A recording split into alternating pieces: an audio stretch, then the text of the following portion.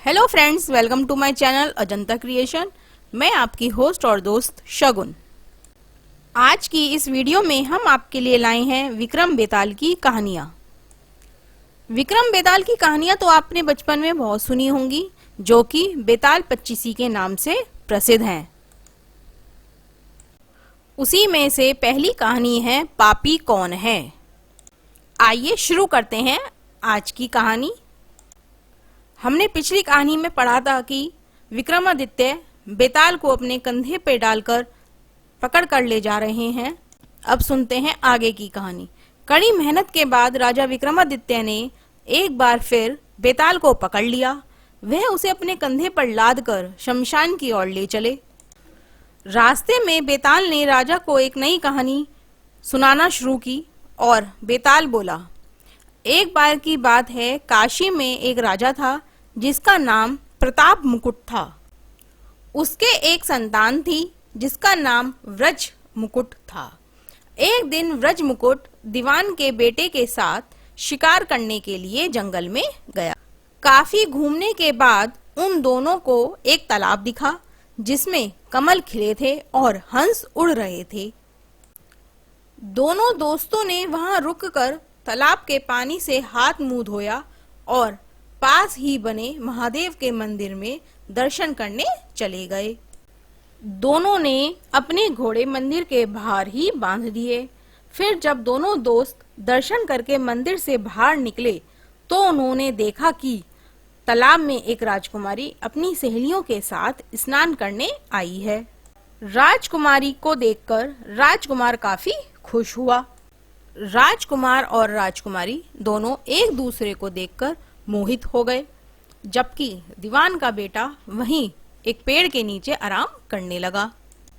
राजकुमार को देखते ही राजकुमारी ने बालों में से एक कमल का फूल निकाला, कान से लगाया, दांतों से कुतरा, पैरों के नीचे दबाया और फिर अपनी छाती से लगाकर अपनी सहेलियों के साथ चली गई। उसके जाने के बाद राजकुमार काफी दुखी हुआ और अपने मित्र के पास लौटकर आया और सारी बात बताई। राजकुमार बोला, मैं राजकुमारी के बिना नहीं रह सकता हूँ, लेकिन मुझे इस राजकुमारी के बारे में कुछ भी नहीं पता है।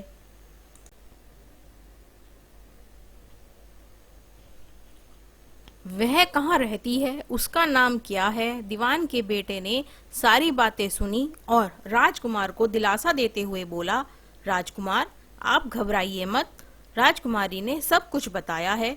आश्चर्यचकित होते हुए राजकुमार ने पूछा, वो कैसे। दीवान के बेटे ने राजकुमार को बताना शुरू किया कि राजकुमारी ने कमल के फूल को बालों से निकालकर कानों में लगाया। यानी राजकुमारी का कहना यह है कि वह कर्नाटक से हैं। दांतों से फूल को कुतरा, मतलब उनके पिता का नाम दंतावट है।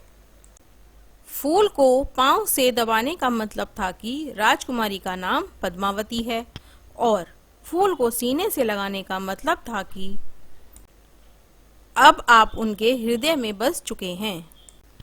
यह सब सुनते ही राजकुमार बहुत ज्यादा खुश हो गया।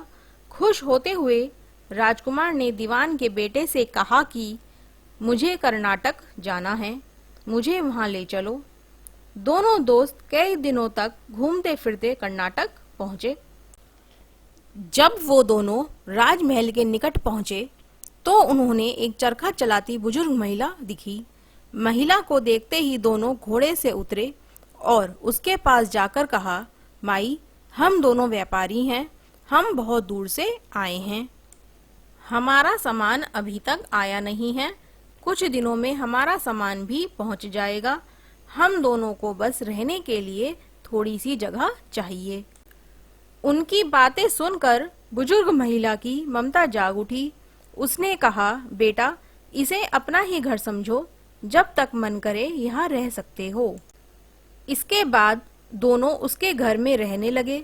इसी बीच दीवान के बेटे ने उस महिला से पूछा, आप क्या काम करती हैं माई?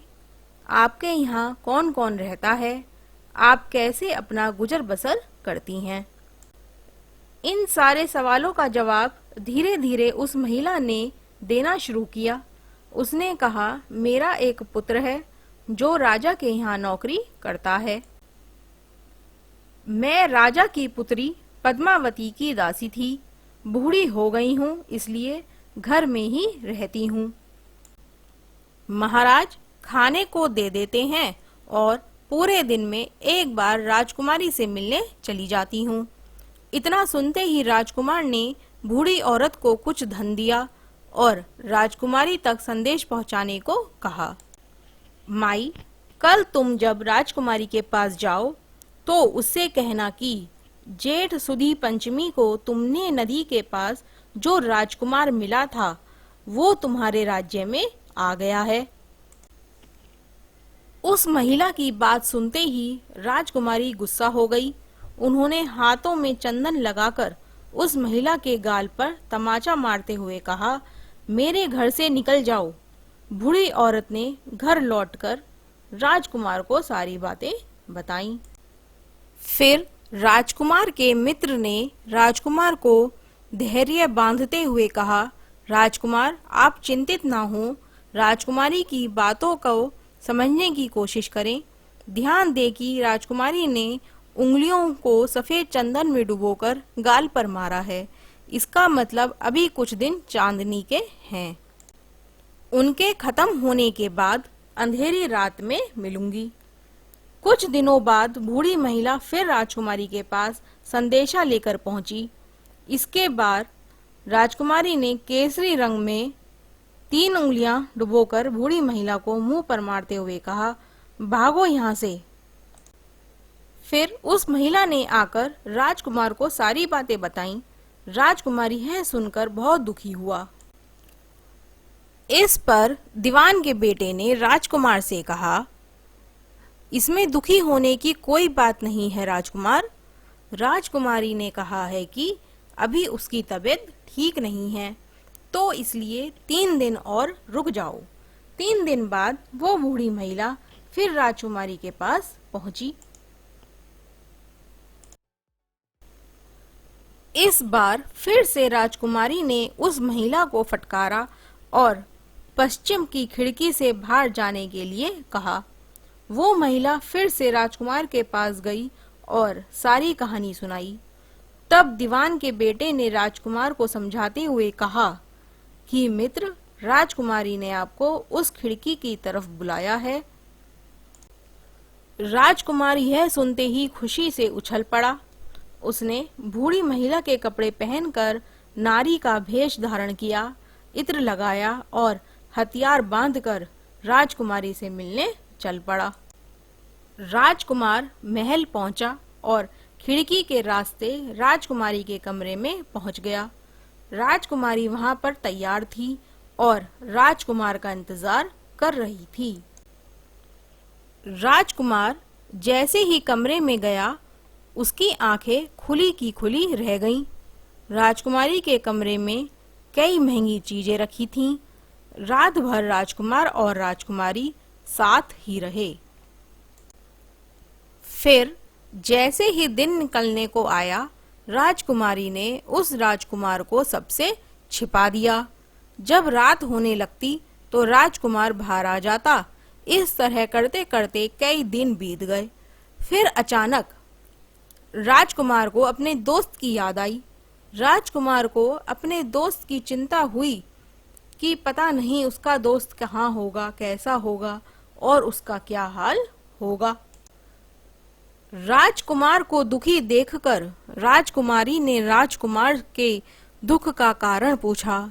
उसके बाद राजकुमार ने राजकुमारी को अपने मित्र के बारे में बताया। राजकुमार ने कहा, वह मेरा बहुत अच्छा और चतुर दोस्त है, उसी की वजह से मैं तुमसे मिल पाया हूँ। यह सुनने के बाद राजकुमारी ने राजकुमार को कहा, मैं तुम्हारे दोस्त के लिए स्वादिष्ट भोजन बनवाती हूँ। तुम उसे भोजन कराकर और उसे समझाकर वापस आ जाना। फिर राजकुमार खाना लेकर अपने दोस्त के पास पहुंचा। दोनों मित्र लगभग कई महीनों से मिले नहीं थे। मिलने के बाद राजकुमार ने अपने मित्र को सारी बातें बताईं। राजकुमार ने कहा, मैंने राजकुमारी को तुम्हारी चतुराई के बारे में बताया। राजकुमारी ने तुम्हारे लिए भोजन भिजवाया है। यह सब सुनकर दीवान का बेटा सोच में पड़ गया। उसने राजकुमार से कहा कि यह तुमने ठीक नहीं किया। राजकुमारी समझ गई हैं कि जब तक मैं तुम्हारे साथ हूँ तब तक वह आपको अपने बस में नहीं रख सकेंगी। इसलिए उन्होंने इस खाने में जहर डालकर भेजा है। यह कहते ही दीवान के बेटे ने उस खाने से एक लड्डू लेकर सामने बैठे एक कुत्ते को दिया। लड्डू खाते ही कुत्ते की मृत्यु हो गई। यह देखते ही राजकुमार को बहुत बुरा लगा। उसने कहा कि ऐसी औरत से भगवान रक्षा करे। अब मैं उस राजकुमारी के पास नहीं जाऊंगा। दीवान के बेटे ने राजकुमार से कहा, नहीं, अब कुछ ऐसी तरकीब निकालनी चाहिए जिससे कि हम उसे साथ में अपने घर ले जा सकें। आज रात तुम वहां जाओ और जब राजकुमारी सो रही हो तब उसकी बाई जांघ पर त्रिशूल का निशान बना देना, फिर उसके गहने लेकर आ जाना। राजकुमार ने अपने मित्र की बात सुनी और उसके कहे अनुसार ही किया। फिर दीवान के बेटे ने योगी का भेष धारण कर लिया। उसने राजकुमार से कहा कि तुम इन गहनों को बाजार में बेच दो। अगर कोई पकड़े तो कहना मेरे गुरु के पास चलो और उसे मेरे पास ले आना। राजकुमार वो गहने महल के पास एक सुनहार की दुकान के पास ले गया। सुनहार ने गहनों को देखते ही पहचान लिया और राजकुमार को कोतवाल के पास ले गया। कोतवाल ने राजकुमार से सवाल पूछे तो राजकुमार ने कहा, ये गहने मुझे मेरे गुरुजी ने दिए हैं। यह सुनने के बाद कोतवाल ने गुरुजी यानी दीवान के बेटे को पकड़ लिया और राजा के दरबार में ले गया। राजा ने पूछा, योगी महाराज, आपको ये कीमती गहने कहाँ से मिले? योगी का भेष धारण किए हुए दीवान के बेटे ने कहा, महाराज, मैं शमशान में काली चौदस को डाकनी मंत्र प्राप्त कर रहा था कि मेरे सामने डाकिनी आई। मैंने उसके जेवर उतार लिए और उसकी बाई जांघ पर त्रिशूल का छाप बना दिया। यह सुनते ही राजा महल में गया और उसने रानी को कहा कि पद्मावती की बाई जांघ देखो कि कहीं राजकुमारी की जांघ पर त्रिशूल की छाप तो नहीं है। राजा की बात सुनते ही रानी ने देखा और सच में राजकुमारी की बाई जांघ पर त्रिशूल का निशान था। यह जानकर राजा बहुत दुखी हुआ। फिर राजा योगी के पास गए और कहा कि योगी बताओ, धर्मशास्त्र में बुरी औरतों के लिए क्या सजा है? योगी ने उत्तर दिया, ब्राह्मण, राजा, गऊ, औरत, पुरुष और अपने राज्य में रहने वाले किसी से भी कोई बुरा काम हो जाए तो उसे राज्य से बाहर निकाल देना चाहिए। यह सुनते ही राजा ने पद्मावती को जंगल भेज दिया। वहां राजकुमार और दीवान का बेटा मौके के इंतजार में बैठे थे। राजकुमारी को अकेला पाकर दोनों उसे अपने नगर ले आए और खुशी खुशी रहने लगे। कहानी खत्म हुई और हर बार की तरह इस बार भी फिर बेताल ने विक्रम से पूछा, तो राजन बताओ, इस कहानी में पापी कौन है? जल्दी बताओ राजन, वरना तुम्हारे सिर के 2 टुकड़े कर दूंगा। विक्रम ने उत्तर देते हुए कहा, पापी राजा था, क्योंकि दीवान के पुत्र ने अपने मालिक का काम किया, कोतवाल ने राजा का कहना सुना और राजकुमार ने अपनी इच्छा पूरी की। लेकिन इस कहानी में राजा पापी था। उसने बिना सोचे विचारे राजकुमारी को राज्य से बाहर निकाल दिया। विक्रम के इतना कहते ही बेताल फिर से उड़कर पेड़ पर लटक गया। तो दोस्तों, आपको ये कहानी कैसी लगी? इससे आगे की कहानी हम अगली वीडियो में सुनेंगे। इस कहानी से सीख, इस कहानी से हमें यह सीख मिलती है कि हमेशा बुद्धि का इस्तेमाल करके ही फैसला लेना चाहिए, वरना कोई भी भ्रमित करके कुछ भी करवा सकता है। तो ये थी बेताल पच्चीसी की पहली कहानी। अगली कहानी अगली वीडियो में सुनेंगे। Thank you friends. Thank you watching this video.